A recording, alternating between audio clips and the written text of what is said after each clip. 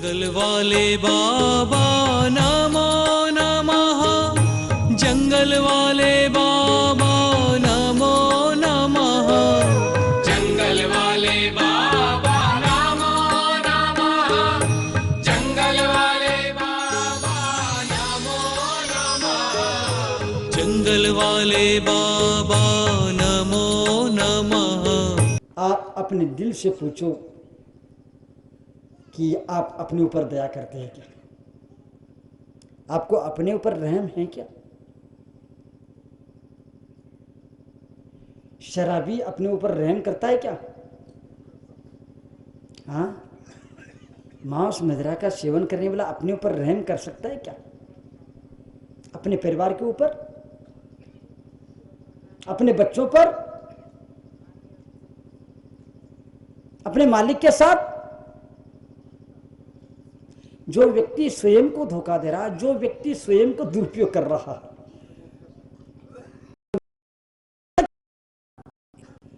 थोड़ा सा विचार कर लेना। आप अपने दिल से पूछो, अपने आप से, अपने मन से पूछो कि आप अपने आप को कितना धोखा दे रहे हैं, अपने आप को कितना दुरुपयोग कर रहे हैं। बंधु, अपने आप पर दया करने वाला सब पर दया कर सकता है। अपने आप का उद्धार करने वाला ही सबका उद्धार कर सकता है। पहले अपने आप पर दया करो, अपने आप का उद्धार की बात करो, सबका उद्धार अपने आप हो जाएगा। मैं आज विषय दे रहा हूं, उद्धार करता है कोई, प्यार देकर उद्धार करता है। क्या करता है?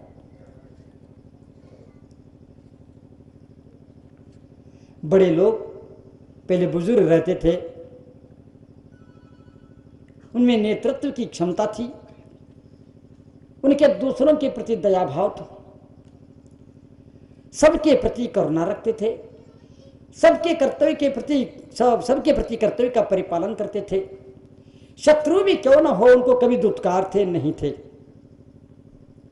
और इसीलिए वह सर्वमान्य व्यक्तित्व के रूप में, नेतृत्व के रूप में उभर करके सामने आते थे। वे एक बार खड़े होकर के बोल देते कि नहीं, ये ठीक नहीं है, ये काम ऐसा ही होगा। गांव के अथवा समाज के अथवा घर के किसी भी व्यक्ति का हिम्मत नहीं होती थी कि उनके विपरीत बात कर ले। क्योंकि कारण क्या था? क्योंकि वे अपने आप के उद्धार के भावना रखते थे, सबके कल्याण की भावना रखते थे। मैं ये कह रहा था, कोई प्यार देकर उद्धार करता था, और वह शत्रु भी क्यों न हो यदि गलती करता है, उनके घर चला जाता अपने स्वाभिमान छोड़ करके, प्यार से समझा देता, सिर पर हाथ रख करके बोल देता, बेटा ये ठीक नहीं है। इस त्याग भावना, इस उदारता की भावना, इस श्रद्धा समर्पण की भावना, निष्कपट की भावना, और इस उद्धार की भावना, उस प्यार की भावना, उस कल्याण की भावना से वो पिघल जाता है और उनकी बात मानने के लिए तैयार हो जाता है और अपने कल्याण कर लेता है।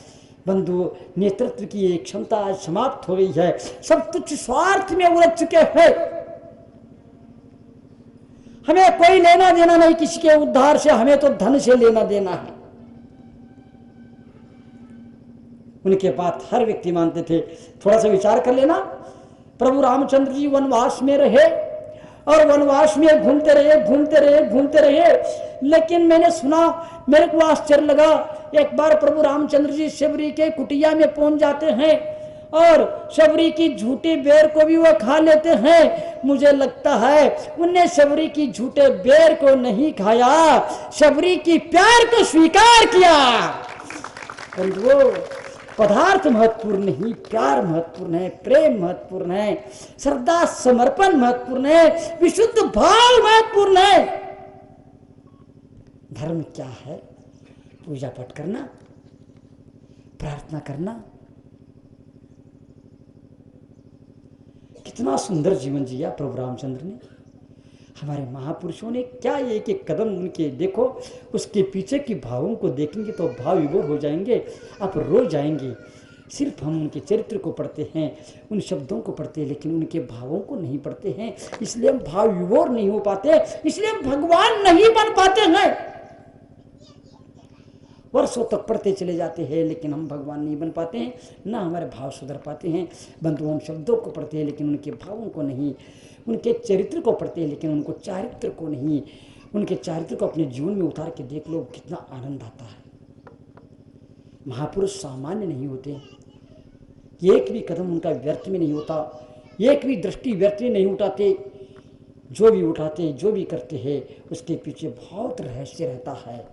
और मैं यही कह रहा था आप लोगों के लिए, यदि हमारे अंदर निश्चित रूप से मैं तो ये कहना चाहूँगा, यदि हमारे अंदर दया है तो अपने बच्चों के सगे संबंधी और शत्रु को भी गलत धारणाओं से बचा सकते हैं।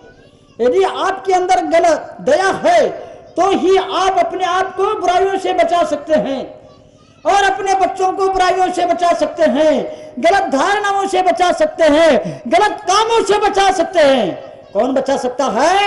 यदि अपने अंदर ही दया है तो अपने आप को और दूसरों को बचा सकता है, अन्यथा बुराइयों से, गलत धारणाओं से, गलत कामों से बचा नहीं सकता है। बिना दया के ये संभव नहीं है। सगे संबंधियों का, इतना ही नहीं, शत्रुओं का भी गलत धारणाओं को रोक सकते हैं, शत्रुओं के भी गलत धारणाओं को दूर कर सकते हैं। कब? यदि तुम्हारी अंदर दया भाव है तो। बिना दया भाव के, अहंकार के कारण यदि डंडे के बल पर करना चाहेंगे, ये संभव नहीं है। अहित के लिए कारणभूत आचार विचार और आदि से हम बच सकते हैं और दुनिया को बचा सकते हैं। कब? यदि हमारे अंदर दया और उद्धार की भावना है तो। इसके लिए धन नहीं लगता, किंतु लगता है आज व्यक्ति, क्या बताऊं, बोलने में भी बुरा लगता है, दुखी भी होता है। आज व्यक्ति लगता है, आज व्यक्ति धन के लिए अथवा धन के कारण आदमी निर्दय बनता जा रहा है। इनकी निर्दयता की चरम सीमा देख करके दुख होता है। न अड़ोस पड़ोस के लोग दिखते हैं, न भाई बहन दिखते हैं, न माता पिता दिखते हैं, न दया है, न धर्म है, न दायित्व है, न करुणा है, न कल्याण की भावना, सिर्फ धन। धन के लिए इतना निर्दय बनता आदमी। लेकिन ये निर्दयता दूसरों के प्रति नहीं, तुम अपने प्रति दर्शा रही हो। थोड़ा सा चिंतन कर लेना, कैसे लगता है। दयावान कभी दान देकर उद्धार करता है, दयावान कभी ज्ञान का दान देता है, आशीर्वाद का दान देता है, वरदान देता है, अनेक प्रकार का दान दे करके दयावान दीन दुखियों का उद्धार कर डालता है। वो सोचता है मैं क्या क्या दे डालूं। बंधुओं, विचार कर लेना, दयावान ही कभी दान देकर, ज्ञान देकर, सब कुछ वरदान देकर उनका उद्धार करता है, दीन दुखियों का उद्धार करता है, और कभी दंड देकर उद्धार करता है, बोल देना तेरे को। और कभी क्या करता है, दंड देकर के भी उद्धार करता है। हाँ, आचार्य होते हैं, अपने शिष्य को अपराध करने के बाद दंड देते और दंड देकर के भी उसका उद्धार करते हैं। दंड भी दया के कारण दिया जाता है, कल्याण के कारण दिया जाता है, विकास के लिए दिया जाता है, सर्वनाश के लिए दंड नहीं दिया जाता है। महापुरुष जो होता है वो दंड देता है, उनके उद्धार के लिए दंड देता है, विनाश के लिए नहीं। बंधुओं, आज हम लोगों का कितना सौभाग्य, हम कितनी अच्छी अच्छी बातों को समझने और सुनने का सौभाग्य हम लोगों को मिल रहा है। इसके लिए अक्षर ज्ञान की आवश्यकता नहीं है, भाव ज्ञान की आवश्यकता है। भाव ज्ञान में यदि हमारे ये सारे बातें समझम जाते हैं और उस कार्य में हम रम रच पच जाते हैं तो निश्चित रूप से हमारा उद्धार निश्चित है।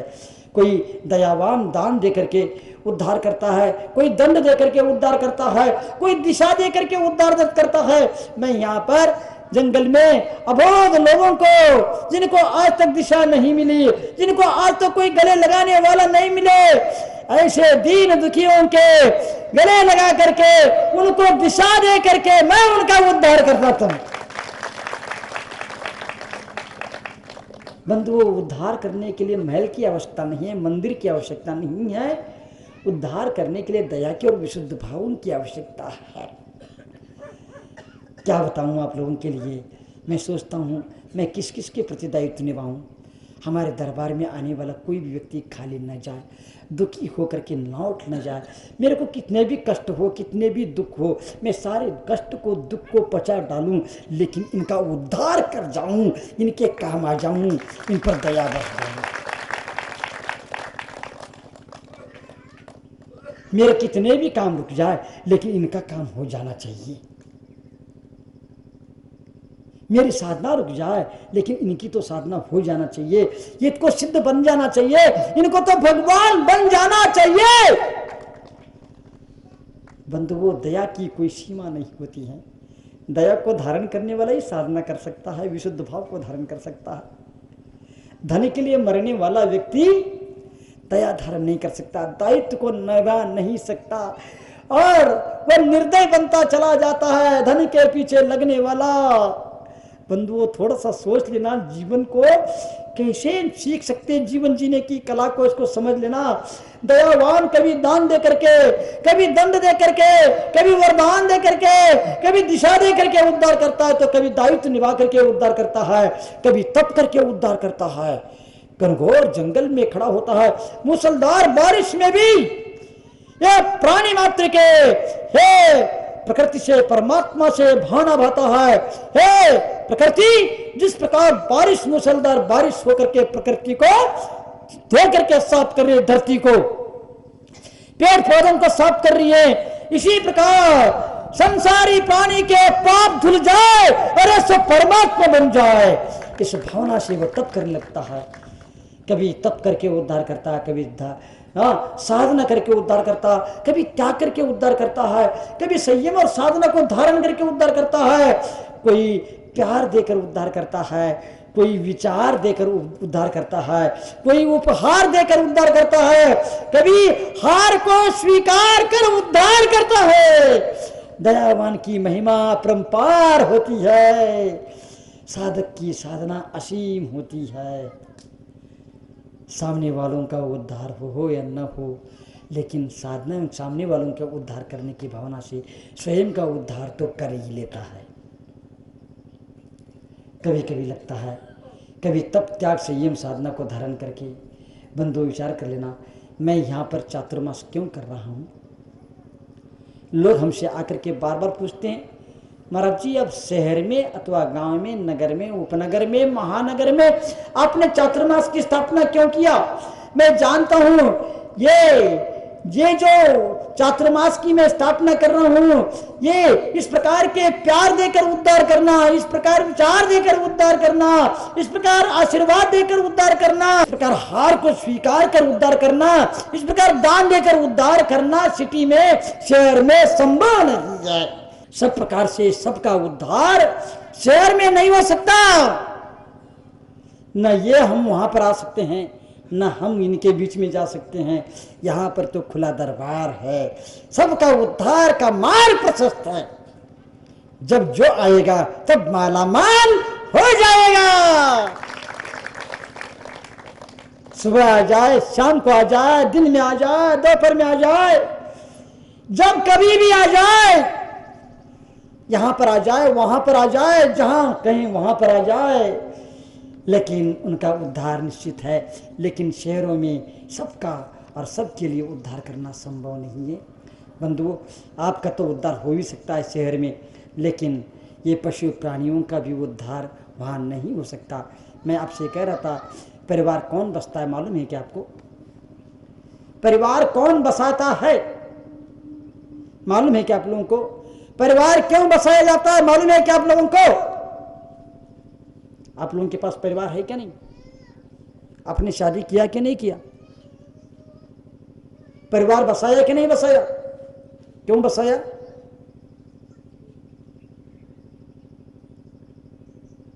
कैसे लगता है पशु के समान जीवन? जंगल वाले बाबा नमो नमः, जंगल वाले बाबा नमो नमः, जंगल वाले बाबा नमो नमः, जंगल वाले बाबा नमो नमः, जंगल वाले बाबा